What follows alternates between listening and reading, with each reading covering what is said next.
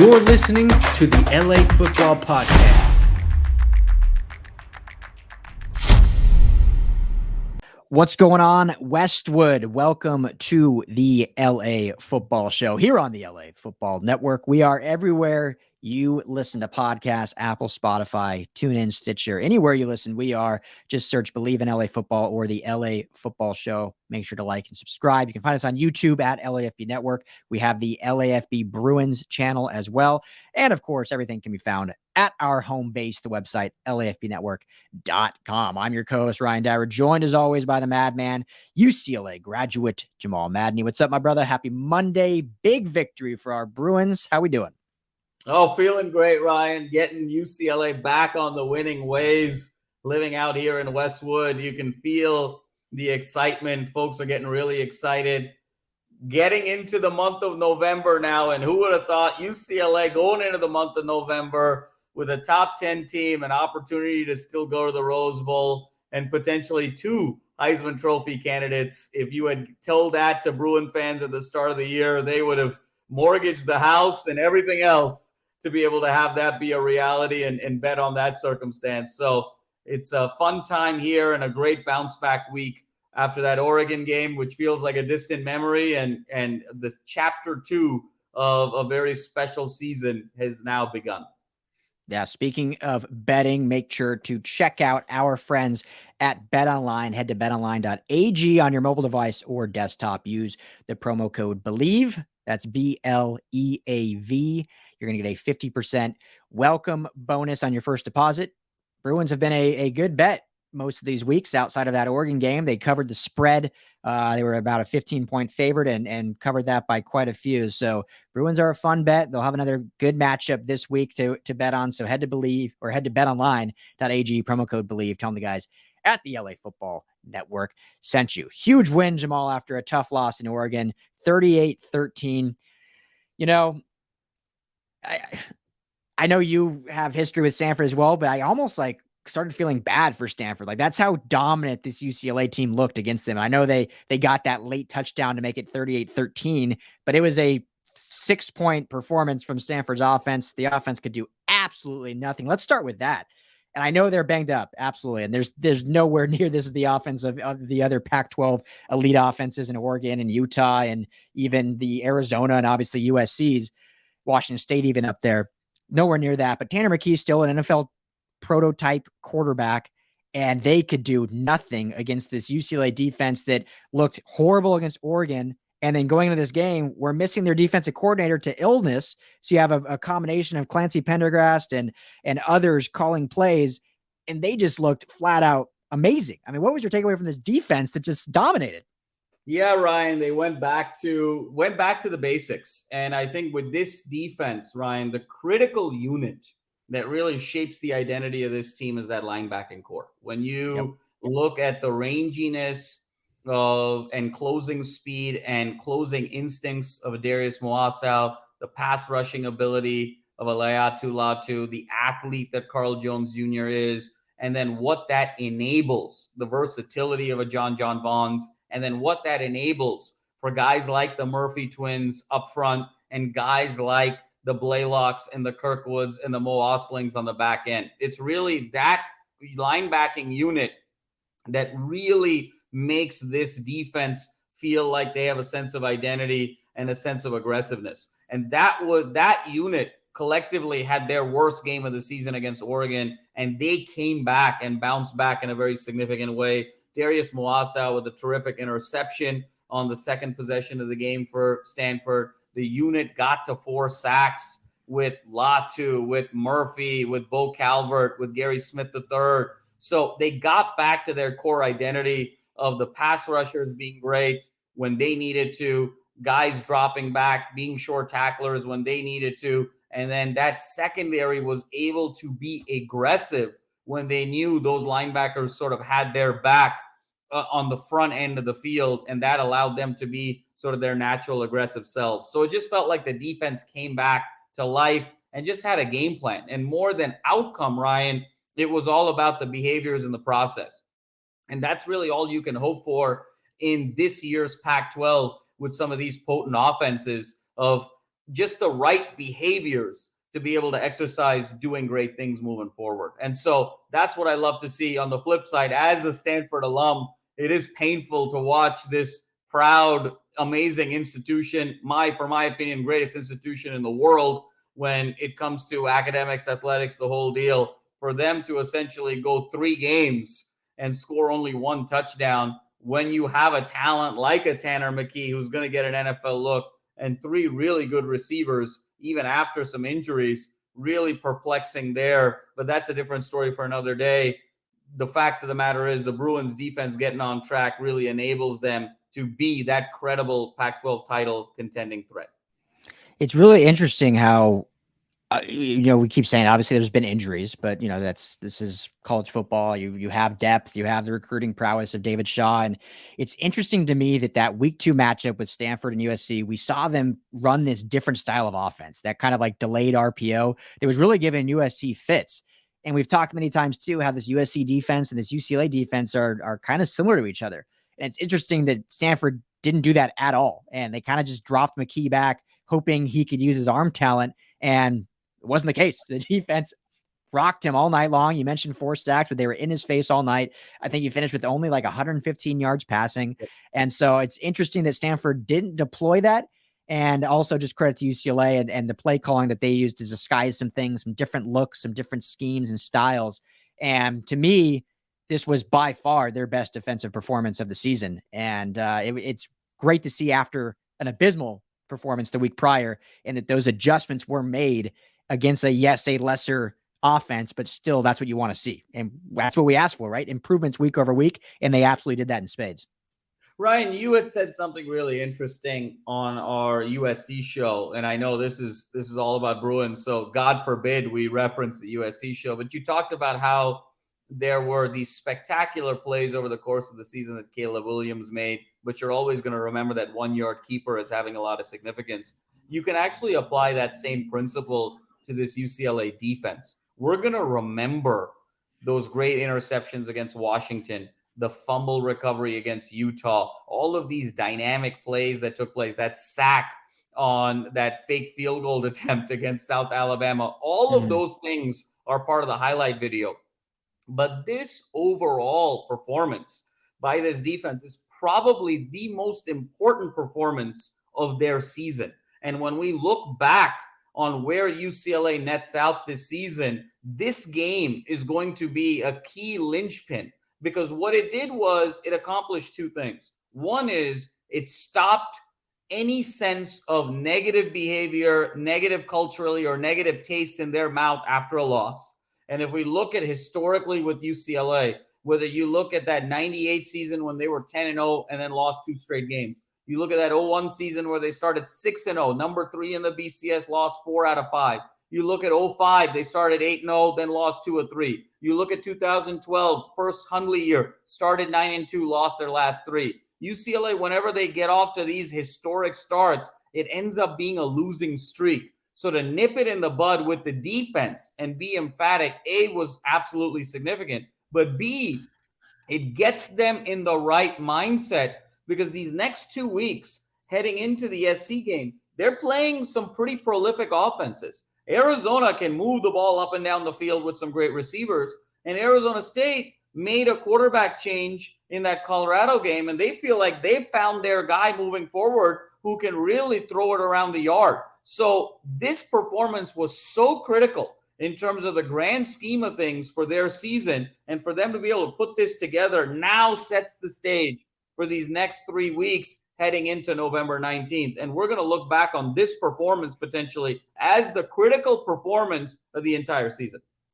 Absolutely. So let's jump over to the offense. That's obviously what the bread and butter of this team is. Huge performance by the defense, but the offense is what makes this team go, most notably in DTR and Zach Charbonnet. And we have the question up on the screen, which we'll get into, but who is the Bruins Heisman candidate? Text UCLA to 31032. Let us know, because everyone talks about DTR nationally as in that Heisman conversation this year, as he should be. But the Terminator, Zach Charbonnet, another historic performance, a bowling ball out there who cannot be taken down, cannot be stopped.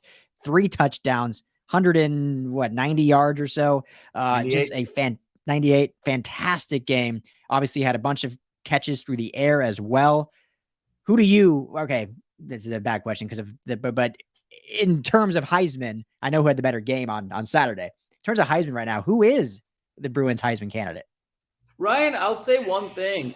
Zach Charbonnet is UCLA's most valuable player. There's really no question about that. And you talk about the 21 carries, the 193 yards, the 3 touchdowns against Stanford, and just the sheer variety of how he got it done. That beautiful 37-yard run where he shed tacklers who were tackling him from in front as well as behind at the same time. He shed both those guys, beelined it into the end zone. That 23-yard run where he picked his hole so beautifully. He was patient, found the hole, then exploded, and then showed the power on the 1-yard run. And then, oh, by the way, in addition to the 198 yards and 3 touchdowns, he has 5 catches for 61 yards receiving. He was the leading receiver in the game. And everyone's going to remember that catch on that screenplay just off that right sideline. He sheds about 6 tackles for that 28 to 30-yard gain on down that right sideline. He's absolutely spectacular, Ryan. Over the last 5 games, he's had 775 yards. Over his last 4 games, he's had 671 yards. So this guy is putting together an absolutely incredible season. All SI Bruins mentioned that Zach Charbonnet right now is on pace for the 2nd most scrimmage yards by a running back in the Pac-12, south of only Christian McCaffrey's great 2015 year with Stanford. So this guy's putting up historic numbers. And kudos also, Ryan, to Chip Kelly and how he has managed Zach Charbonnet this year. I think Chip Kelly took a great deal of obligation, of thought in understanding this is a kid with a significant NFL future. He is coming back for unfinished business when the vast majority of the professional football world said he needed to go pro. Chip Kelly's done a masterful job not playing him one game, splitting carries in some of these tune-up games to preserve him and ensure the tread is on the tires for this stretch run in conference play and really maximize what he needs Charbonnet for. You see it nationally in the Big Ten, in the SEC, some of these workhorse running backs getting 28, 30, 34 carries a game. Zach Charbonnet's season high is still only 22 carries. And so Chip Kelly doesn't get enough credit for the masterful job that he has done in managing Charbonnet. And that is all to say, Ryan, where I think Zach Charbonnet ultimately, when it's all said and done, is going to be the guy that gets invited to New York for UCLA. As great as DTR has been, I think for UCLA to get where they need to go, Charbonnet has to be more consistently better week over week than DTR does. I think DTR needs one more great game against SC. But DTR can be kind of a game manager, kind of serviceable in the other games against Arizona, Arizona State, Cal. Zach Charbonnet can't really afford to have an off game for this UCLA team because everything is predicated off of what he does. His running ability opens up DTR to keep the ball, opens up DTR to then get the horizontal pass game going, get the Jake Bobos involved, get the Cam Browns involved, and get the Kaz Allens involved. But it all starts with Charbonnet. So I think right now, the most valuable player on this team is Zach Charbonnet. And for UCLA to make that deep run, Charbonnet is going to need to continue to put these great performances together. UCLA now 12-1 over the last 2 years when Zach Charbonnet has crossed 100 yards rushing. Yeah, he's such a special player. And I agree with everything you said. I think, well, before I even get to like my Heisman speech, I don't know what more this kid needs to do to not be considered the best back in the country. Like we say all the time, we are not homers, or we try not to be. We try to be very subjective, but I don't know what people are watching. And I'm not saying the other backs aren't talented and it's like maybe 1A, 1B, but I don't know what more you need to see to say that guy's the most special running back I've seen in quite some time. The stuff he does with his body, the size, the speed, the intangibles, the catching ability, the blocking ability, the leadership, how important he is to this offense. He is now 8th in the country in rushing. Blake Corum out of Michigan, who many consider one of these best backs, which he is, absolutely, has 100 more yards rushing and 50 more carries.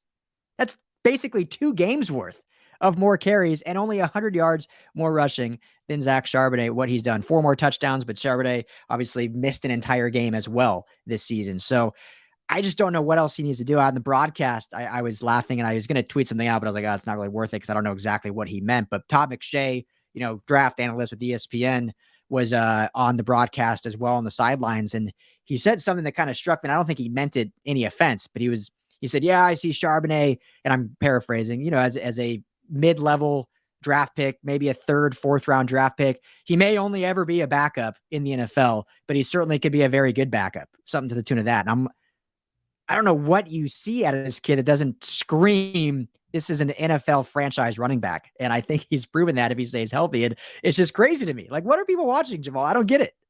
Ryan, it's incredible that you mentioned that, because I believe while McShay said that, Charbonnet ripped off a touchdown run while he was talking. So It sort of tells you the state of affairs there. That's a staggering statistic, Ryan, about Corum. And he's a tremendous back and, getting a lot of Heisman consideration right now. But essentially, Zach Charbonnet would have to have back-to-back games of 25 carries for 50 yards, essentially get shut down the next 2 games at 2 yards a carry to be at the numbers that Corum is right now. I mean, that's how far ahead he is of the rest of the pack. I said before the start of the season, Ryan, he reminds me of a young Jerome Bettis combined with a Marshawn Lynch.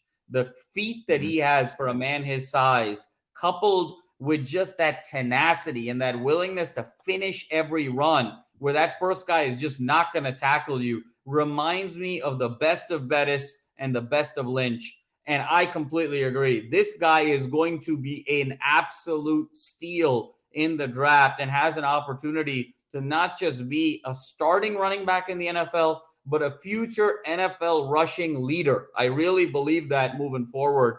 And I don't know what else he has to do. It doesn't help that UCLA is going to have another 7:30 game this week against Arizona State, following another 7:30 game last week. And I think a lot of that has to do with the lack of exposure that Charbonnet is getting nationally. Chip Kelly mentioned that this week, of saying one of the things I'm very much looking forward to go to the Big Ten is not just the added revenue for our athletic department, but the exposure that our kids are going to get for these national awards moving forward that they're not necessarily getting right now. We talk about Charbonnet, Doak Walker, Heisman. We talk about DTR as a potential Heisman candidate. Laiatu Latu is a potential Pac-12 Defensive Player of the Year candidate. We have a lot of guys who can really play great for UCLA, and they need more of that exposure.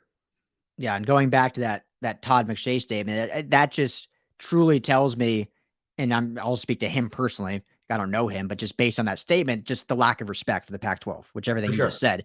If he truly thinks that, and again, he may have minced words a little bit, and I'm not trying to call the dude out. Like, he's definitely Todd McVay knows NFL draft talent, but it just shows the lack of respect, or just the lack of awareness, maybe is a better way to put it. Just the lack of knowledge on the Pac-12 and what the Pac-12 can offer, and why I think it is such a good move for UCLA to be going to the Big Ten. So, back quickly to the Heisman thing, and I agree with everything you said, and I agree that Charbonnet is the most valuable player. I think overall, when you just look at the Heisman and the history of the Heisman, DTR still has the better chance because of what a running back has to do in order to even be considered.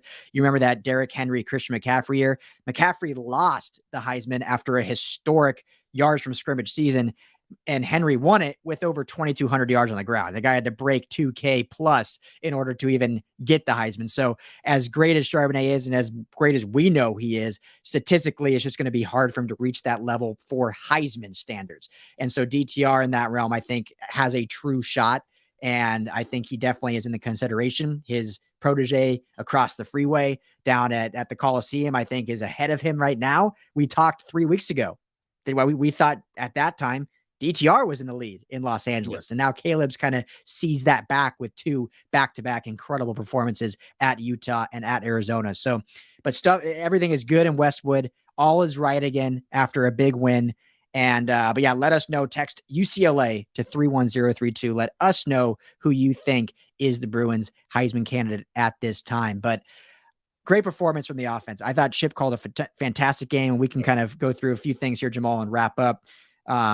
this UCLA segment of the show. Well, But let me say one thing about the DTR piece there. And, we talked about if DTR put together a third great game against the top 15 team, then he absolutely should be the Heisman frontrunner moving forward. And I completely stand by that statement and absolutely think that was true. Obviously, Oregon didn't quite go as planned.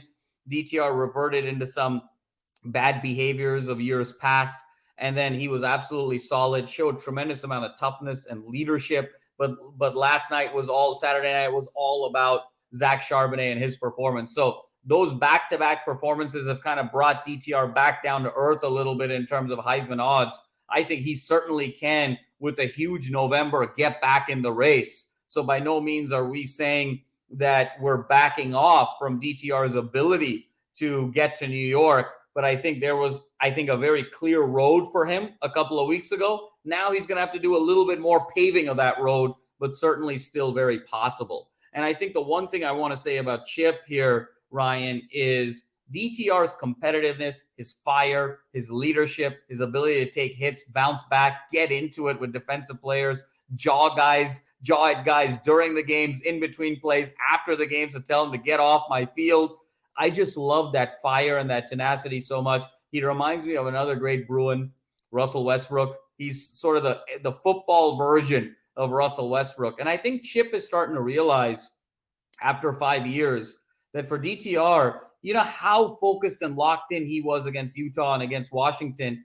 That's not his natural state. It takes so much to sort of harness that emotion and have the emotion work for you and not let the emotion kind of take away and lose the rails of the train in terms of what you want to do, that I think Chip has sort of mastered the art of when he wants DTR to peak.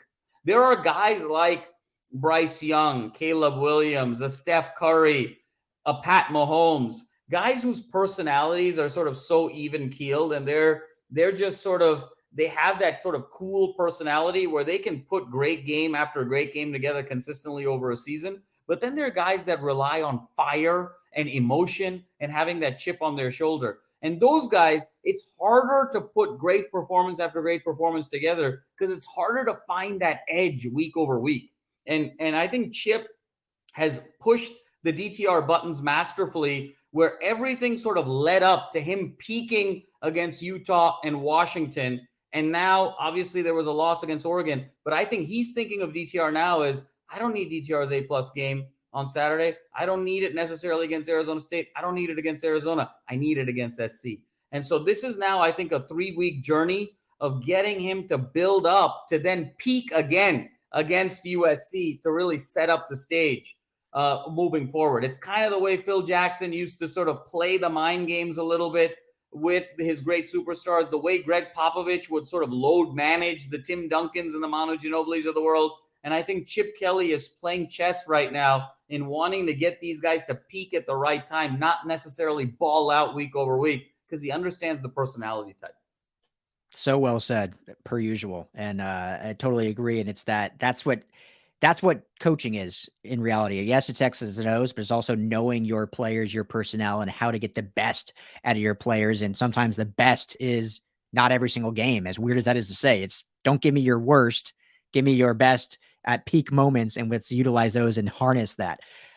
So well said. I have a question for you, Jamal. It's not necessarily about this game, because I think we don't need to cover too much. UCLA just dominated. It was such a great performance from top to bottom. Like it was fun to watch UCLA game and have zero nerves. Just like, wow, they just looked great from start to finish on both sides of the ball, even with some mistakes in there. But overall, it was such a collectively great, and it could have been, a 50-point performance had they not, missed some stuff here and there.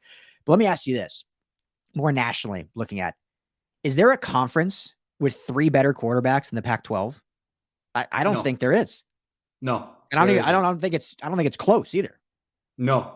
When you look at the combination of Caleb Williams, Bo Nix, Dorian Thompson Robinson, and oh, by the way, we're not even talking about the guy that won Pac-12 Offensive Player of the Year, the guy who was Pac-12 first team last year, and Cam Rising.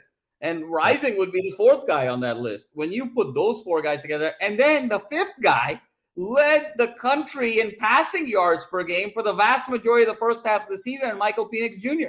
The depth at this position, it's just not even close. You look at the SEC, Yeah, Hooker's having an incredible year. Bryce Young is Bryce Young.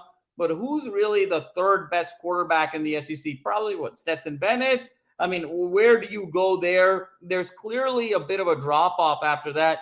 You look at the Big Ten, C.J. Stroud is amazing. I don't know if you can really name the second best quarterback in the Big Ten.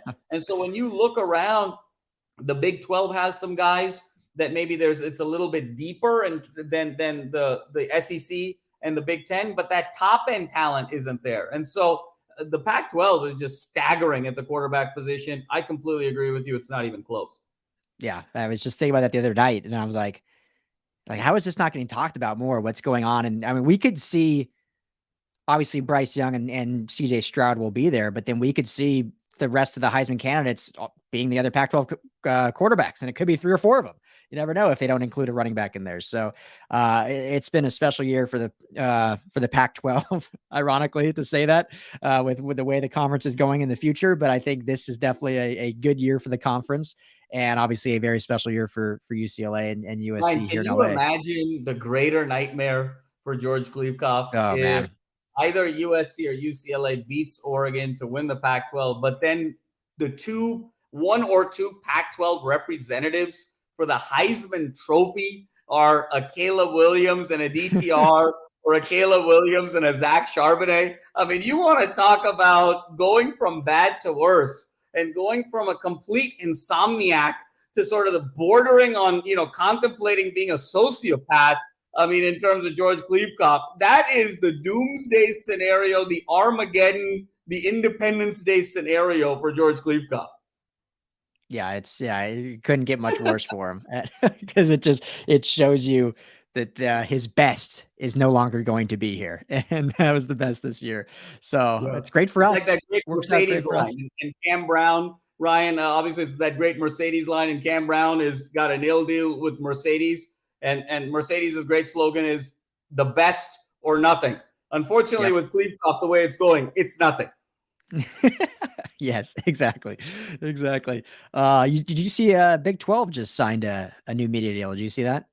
Absolutely. So I wonder, and so now and it was about that even further puts the Pac-12 in more of a niche and having to rely more on a streaming deal and what have you. So things are definitely going from bad to worse. I mean, Kliavkoff right now is making the U.S. economy look like it's in a bull market. I mean, the way things are going for the Pac-12 right now.